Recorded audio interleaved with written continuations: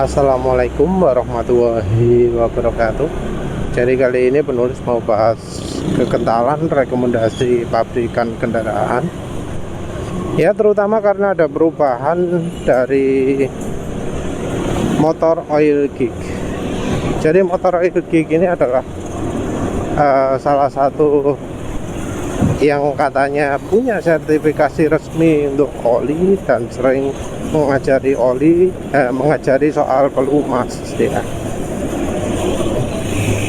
Dari video-videonya dia sering mengungkapkan argumentasi berdasarkan bukti ya, walau tentu nggak keseluruhan karena ada beberapa tipe oli yang dia itu nggak menunjukkan hasil uji labnya atau apa ya. Contohnya dari oli gear, juga oli sintetik ya. Walau dia sering ngomong oli sintetik itu bahannya PAO dan macam-macam, tapi dia tidak pernah menunjukkan keberadaan oli sintetik yang non PAO, padahal itu bisa jadi adalah mayoritas di pasaran.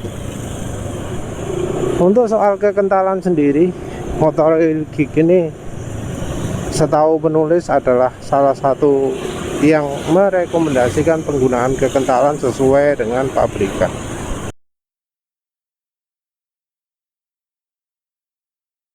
Tapi ya, video baru menunjukkan bahwa dia sekarang punya pendapat lain.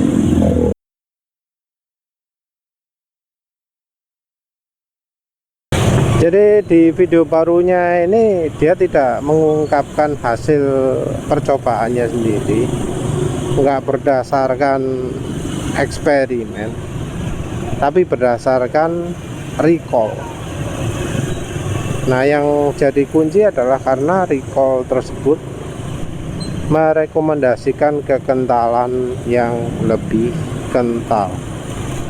Jadi oli 0W20 dianggap merusak sehingga disuruh ganti pakai 0W40. Ingat ya, kalau bicara soal kekentalan, kita itu bicara di kekentalan saat suhu mesin bekerja, saat mesin jalan. Artinya suhu mesin nggak dingin. Ini kita bisa lihat di data produk datasheet sebagai kekentalan di suhu 100 derajat Celcius. Dan oli 0W20 itu lebih encer, jauh lebih encer daripada oli 0W40, walau bedanya ya kurang dari 2 kali lipat. Kalau perbedaan kekentalannya ya kira-kira kalau standar bawaannya 16,5 dibagi dengan 9, berapa gitu ya. Ya kira-kira 80% lebih kental lah ya. Tapi itu ya sebuah peningkatan yang serius. Dan ini yang jadi masalah adalah karena yang di recall itu adalah produksi yang tahun 2000-an, 2020, 2021 atau berapa gitu ya.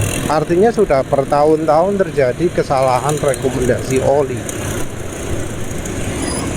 Kasus ini tentu ya nggak mungkin ya bisa sampai muncul di Indonesia, karena ya di Indonesia seberapa sering sih terjadi recall? Seberapa sering sih sampai ada kendaraannya rusak bagian dalamannya mesin harus diginikan gitu ya.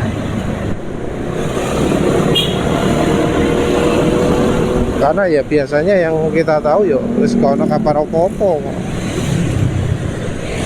Jadi ini yang kita bisa ambil poin adalah satu, di negara yang di Amerika saja yang ada musim dinginnya ya, rekomendasi oli diganti jadi 0W20 sampai 0W40 ya.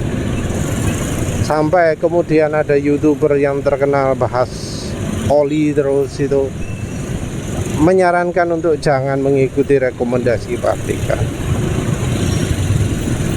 Nah, terus gimana nih di Indonesia? Karena di Indonesia mustahil ada recall, mustahil ada revisi. Oh, oli 0W20 itu gak bagus, jadi sekarang rekomendasinya agak kentalan aja, 5W30 atau 0W40 ya, walau Indonesia kalau musim salju dan macam-macam. Apa ada peluang seperti itu? Berapa persen kemungkinannya? Dan kalau ada, pabrikan mana saja yang bakal memberikan rekomendasi seperti itu? Terus yang berikutnya adalah, nah, motor oil ini termasuk ya YouTuber yang cukup ternama juga di Amerika, itu sering jadi rujukan-rujukan dari otomotif yang lain, baik dari sisi bengkel, mekanik, sampai ya yang serius ya industri olinya juga. Nah, kira-kira para dalam tanda kutip pakar-pakar oli di Indonesia ini bakal dengerin omongannya motor oil geek enggak? Bakal melarang orang ngikutin rekomendasi pabrikan apa enggak? Bakal nyuruh orang nyari rekomendasi kekentalan sendiri apa enggak? Bakal nyuruh orang nyari kekentalan yang pas untuk mereka sendiri atau enggak? Bakal menyarankan orang untuk pakai oli kental apa enggak? Karena ya sudah terbukti ya, di Amerika terjadi kesalahan. Pabrik yang sebesar General Motor itu, yang punya standar Dexos, sampai melakukan kesalahan seperti itu. Apalagi kayak kita-kita ini yang nggak punya standar toh. Standar oli ini otomotif Indonesia kan nebeng ke API, nebeng ke Jaso. Nanti wong-wong sing ngomong, oh kalau apa rekomendasi oli itu wajib yang kekentalannya sesuai pabrikan.